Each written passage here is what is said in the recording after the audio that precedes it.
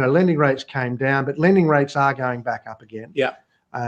So there's no doubt about that. Well, people with fixed home loans, etc. But even equipment finance, my equipment finance brokers are saying that some borrowers are hesitating at higher rates. Yeah, there's a bit of rate shock because some of the better borrowers are suddenly faced with, if they're taking advantage of opportunity, they don't understand. And we've got some land bank loans still out, legacy loans in the 5%, right? Right.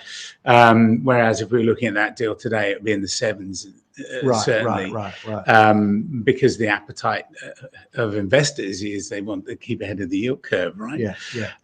But yeah, look, I think those very strong borrowers are saying, well, why am I paying so much?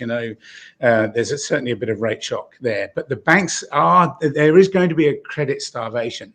One of the things that happens when government debt gets expensive, and when tax has got to be divvied out amongst the increasing cost of servicing, they want to bring that cost down.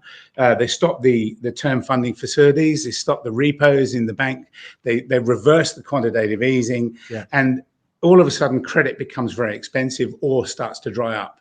We're expecting there to be a real tightening in credit for the next year. And that's going to play to private lenders. Yeah. Well, I guess it's interesting because certainly we've seen an increase in our deal flow. Yeah. Right. As we have. Yeah. Yes. And we've had a couple of good months. So after a tight time through the sort of COVID,